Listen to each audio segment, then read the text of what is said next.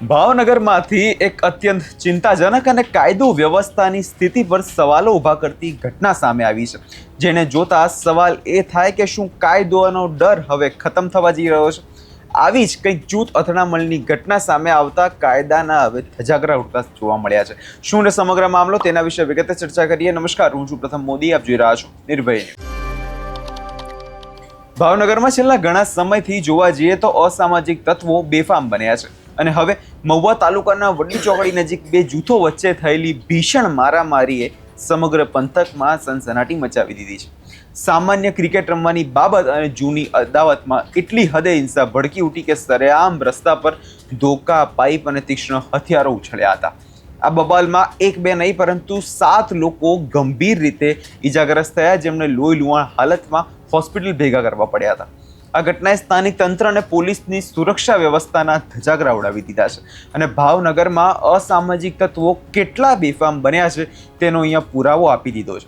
આખી ઘટનાની જો વિગતે ચર્ચા કરીએ તો મહુવાના વડલી ચોકડી નજીક વિસ્તારમાં એક હિંસક અથડામણના દ્રશ્યો સર્જાયા.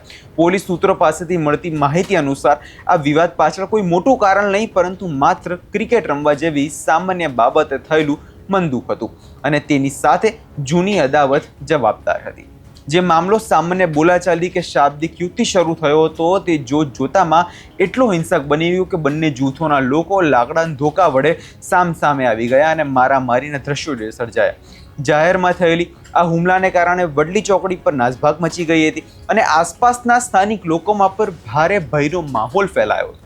આ હુમલાખોરોને કાયદાનો કે ખાખીનો ખોફ જ ન હોય તેમ એકબીજા પર ત્યાં તૂટી પડ્યા હતા, જેને કારણે ત્યાં હાજર 7 જેટલા ગંભીર લોકો જે છે થયા હતા અને તેમને તાત્કાલિક હોસ્પિટલ ખસેડવામાં આવ્યા. આ હિંસક અથડામણ બાદ ઘટના સ્થળે જોવા જઈએ તો આક્રોશનું વાતાવરણ જોવા મળ્યું. સ્થાનિક લોકોની મદદથી તમામ 7 ઈજાગ્રસ્તોને તાત્કાલિક ધોરણે લોહી લુહાણ હાલતમાં મહુવાની જનરલ હોસ્પિટલ ખસેડવામાં આવ્યા. જોકે કેટલાક ઈજાગ્રસ્તોની હાલત ત્યાં એટલી ગંભીર હતી કે તેમને તીક્ષ્ણ હથિયારના ઘા એટલા ઊંડા વાગ્યા હતા કે તેમને તાત્કાલિક ત્યાં પ્રાથમિક સારવાર આપીને ઊંડાણપૂર્વક સારવાર માટે તાત્કાલિક હનુમાન હોસ્પિટલ રિફર કરવામાં આવ્યા. હાલમાં હોસ્પિટલ પરિસરમાં પણ ઈજાગ્રસ્તોના પરિવારજનો અને સગા સંબંધીઓના ટોળા જે છે તે સમય ઉમટી પડ્યા હતા, જેને પગલે હોસ્પિટલ પ્રશાસન તેનું વાતાવરણ પણ ભારે તંગ બની ગયું હતું. આ બબાલ બાદ જોવા જઈએ તો મહુવા પોલીસનો મોટો કાફલો જે છે ઘટના સ્થળે પહોંચી ગયો અને ત્યારબાદ તાત્કાલિક જે છે આખી કાર્યવાહી હાથ ધરવામાં આવી. પોલીસે હાલ પૂરતી પરિસ્થિતિ કાબૂમાં લીધી અને આ મામલે કાયદેસર ગુનો નોંધવાની તજવીજ પણ હાથ ધરી. હુમલાખોરો કોણ હતા, હથિયારો ક્યાંથી આવ્યા હતા અને ષડયંત્ર પાછળ મુખ્ય સૂત્રધાર કોણ છે તેની પણ તપાસ ચાલુ છે. પોલીસે જુદી જુદી ટીમો બનાવીને તપાસના ચક્રો ગતિમાન કર્યા છે. લોકોને પકડવા માટે પોલીસની ટીમો દોડતી થઈ ગઈ છે. પરંતુ અહીંયા મોટો સવાલ એ ઊભો થાય છે કે શું મહુવા અને સમગ્ર ભાવનગર જિલ્લામાં કાયદો અને વ્યવસ્થાની સ્થિતિ ક્યાં જઈ રહી છે? સામાન્ય ક્રિકેટ રમવાની બાબતમાં જો સરેઆમ તીક્ષ્ણ હથિયારો નીકળી જતા હોય તો સામાન્ય નાગરિકની સુરક્ષાનું શું? અસામાજિક તત્વોમાં પોલીસનો ડર કેમ ઓછો થઈ રહ્યો છે? એ સવાલ અત્યારે ભાવનગરની એક જનતા પૂછી રહી છે. જ્યારે સામાન્ય જનતા સુરક્ષા ન અનુભવે ત્યારે સમજવું કે પોલીસ તંત્ર ક્યાં અને ક્યાં નિષ્ફળ સાબિત થઈ રહ્યું છે. શા માટે ભાવનગરમાં ગુનેગાર અને કાયદાનો ડર જ હવે રહ્યો નથી? શા માટે લુખ્ખાઓ અને અસામાજિક તત્વો ધોળા દિવસે હથિયારો લઈને રસ્તા પર નીકળી જાય છે? અને શું માત્ર પોલીસ હવે ટ્રાફિકના દંડ ઉઘરાવવામાં જ વ્યસ્ત રહેશે?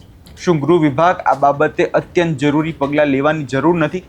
એક બાજુ ગૃહ વિભાગ દ્વારા એવા નિવેદનો આપવામાં આવે છે કે કોઈ બી આવા અસામાજિક તત્વોને છોડવામાં આવશે નહીં અને બીજી બાજુ ભાવનગરની આજે સ્થિતિ એવી છે કે ત્યાં ધોળા દિવસે પણ અત્યારે લોકોને બહાર નીકળતા ડર લાગે છે.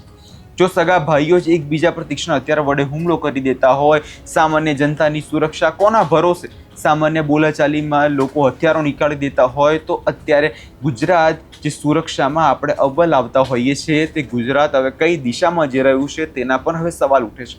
ભાવનગર પોલીસ કમિશનર અને ઉચ્ચ અધિકારીઓએ હવે એસી કેબિનોમાંથી બહાર આવીને કડક પેટ્રોલિંગ કરવું પડશે. ગુનેગારોના મનમાં કાયદાનો એવો ડર બેસાડવો પડશે કે ગુનેગારો જે છે ગુનો કરતા પહેલા 100 વાર વિચારે.